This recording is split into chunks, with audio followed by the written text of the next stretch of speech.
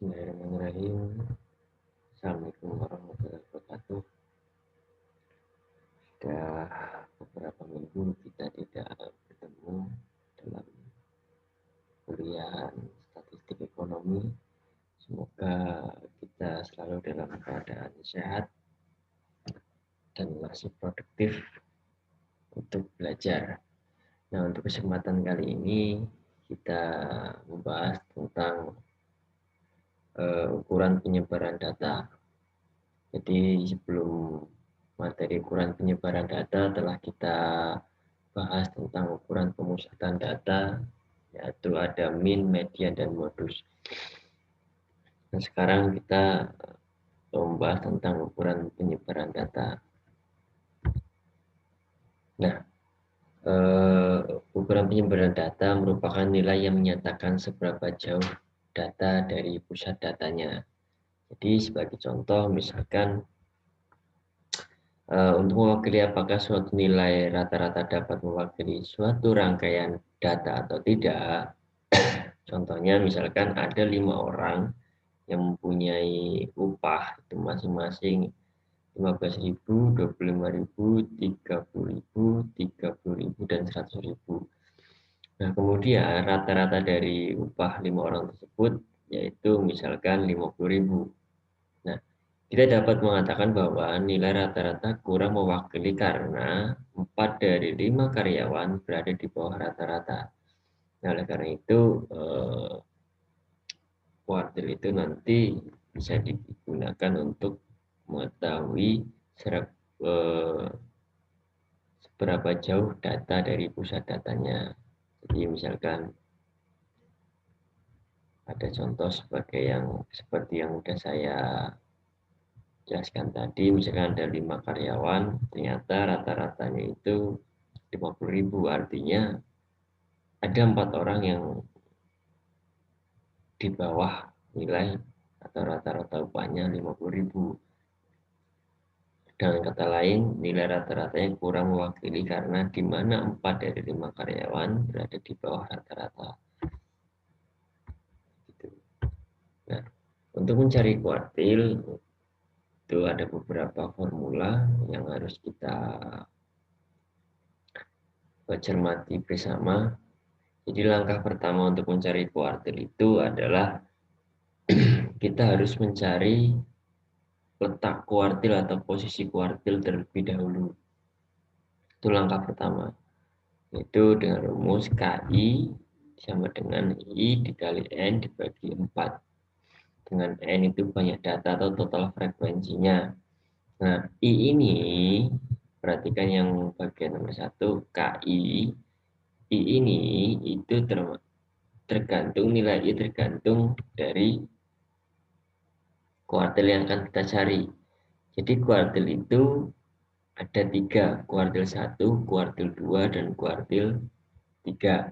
Jadi kalau misalkan kita mencari kuartil pertama, berarti I ini adalah 1, dan I yang di sebelah sini juga ada 1. Dibagi dengan 4. Kenapa kok dibagi 4? Jadi kalau kuartil itu membagi menjadi 4 area. Membagi menjadi 4 area. Jadi kalau membagi menjadi 4 area, otomatis pemotongnya itu ada 3. Nanti saya jelaskan ketika menjelaskan soal, mengerjakan soal nanti penjelasannya akan saya jelaskan di situ. Nah, kemudian jadi misalkan saya ulangi, Q1, kuartil, misal kita mencari kuartil pertama berarti I-nya ini 1. Kita mencari kuartil kedua berarti I-nya ini 2 dan ini juga 2. Kita mencari kuartil 3 berarti I-nya 3, di sini juga 3. Begitu.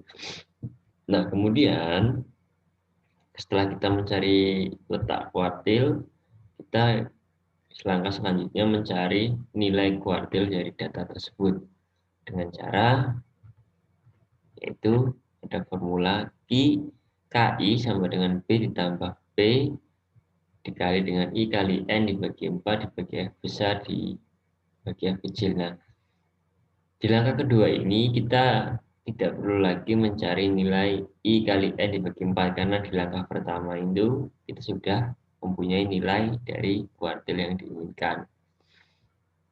Nah, B di sini keterangan adalah batas bawah kelas kuartil, yang kemudian P adalah panjang interval, L adalah total data atau banyak data atau jumlah frekuensi, F kecil adalah frekuensi kelas kuartil di mana letak kuartil berada, dan F besar adalah total frekuensi sebelum kelas kuartil. Nah, itu. Untuk lebih jelasnya, saya akan paparkan bagaimana cara mencari nilai dari kuartil. Ini sebagai contoh. Contohnya, saya akan paparkan.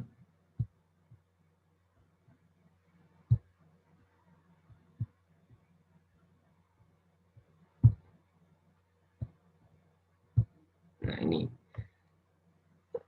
pertanyaannya adalah tentukan kuartil pertama misalnya, atau tentukan kuartil kedua, itu saja. Tentukan kuartil kedua. Nah, saya akan jelaskan kenapa kok kuartil dibagi 4. Misalnya gini, ini ada satu panjang tongkat. Nah, kalau kita mau membaginya menjadi 4 bagian, berarti kan pemotongnya itu ada 3.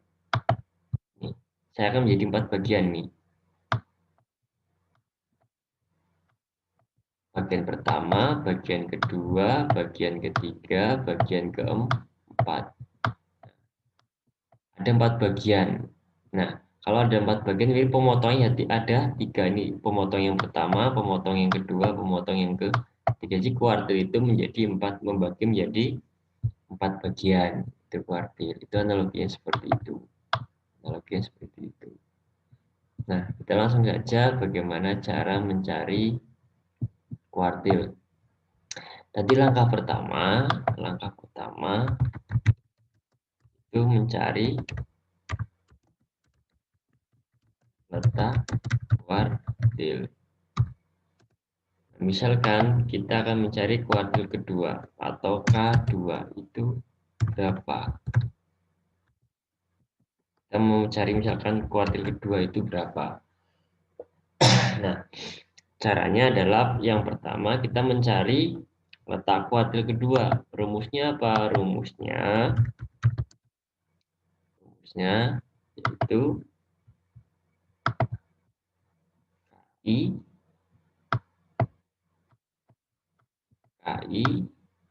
sama dengan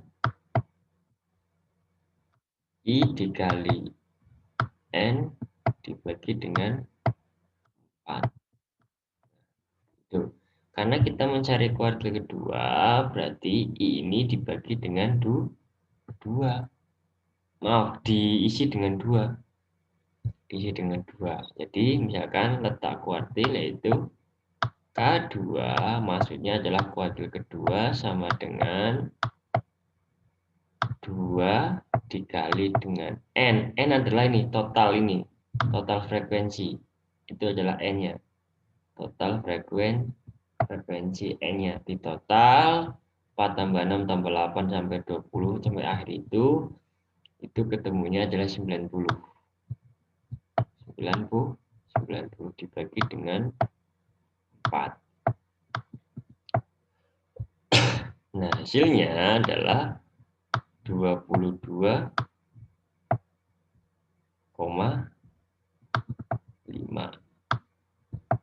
Nah, berarti K2-nya itu 22,5. Nah, artinya apa? Artinya bahwasanya letak kuartil itu di frekuensi ke 22,5. Nah, kita cari nilai kuartilnya. Jadi kita hitung dulu. Jadi K2 ini nilainya 22,5, artinya letak kuartil kedua di frekuensi 22,5. Kita hitung. 6 tambah 4, 10, belum masuk. Tambah 8, 18, belum masuk. Tambah 14, sudah memenuhi lebih dari 22,5. Artinya, letak kuartil kedua itu di antara 61 sampai 70. Jadi saya ulangi, nilai 22,5 itu artinya letak kuartil di frekuensi 22,5. Jadi misalkan 6 tambah 4 kan 10 belum sampai. Ini frekuensinya baru 10. Tambah 8 baru 18. Tambah bawahnya lagi 14 sudah lebih dari 22,5. Jadi nanti letak kuartil kedua itu antara nilainya antara 61 sampai 70. Jadi begitu. Nah, jadi ini adalah letak kuartil kedua di sini. K2. Letaknya di sini. Nah, kita baru mencari nilainya. Jadi langkah kedua kita mencari nilai kuartil. Langkah kedua cari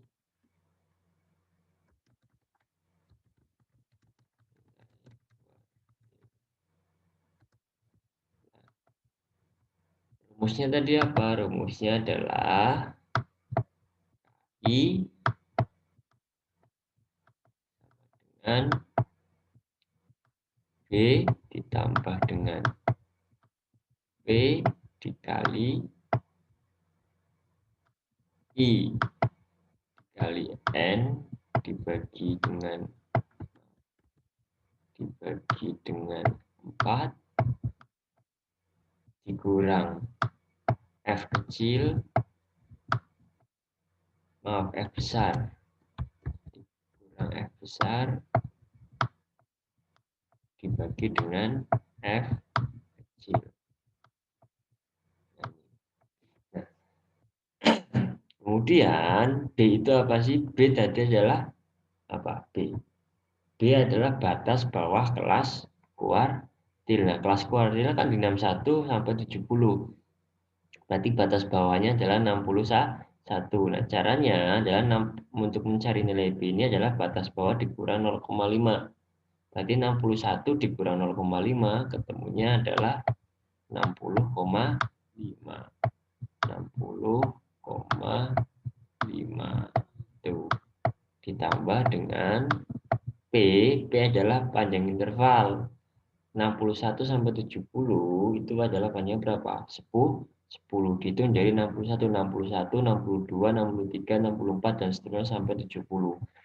Itu ketemunya adalah 10 dikali dengan I kali N dibagi 4. I kali N dibagi 4 kita tadi udah ketemu di sini berapa? 22,5.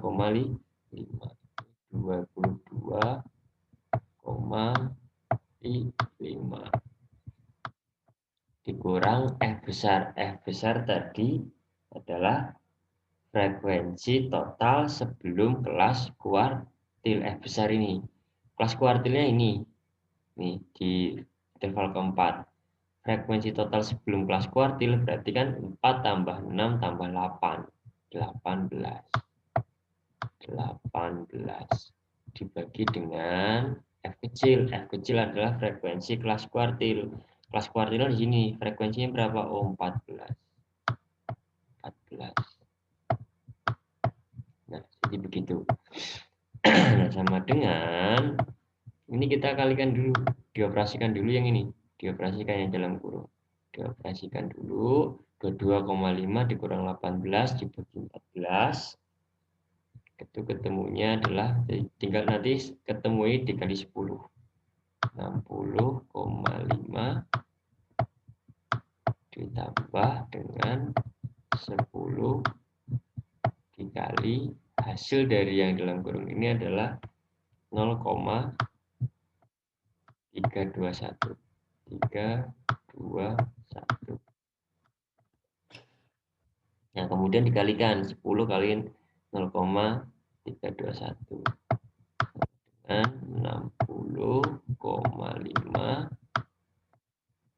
ditambah ini dikalikan ini. Ketemunya adalah 3,21. Maka kuartil kedua ketemunya adalah berapa? 63,71.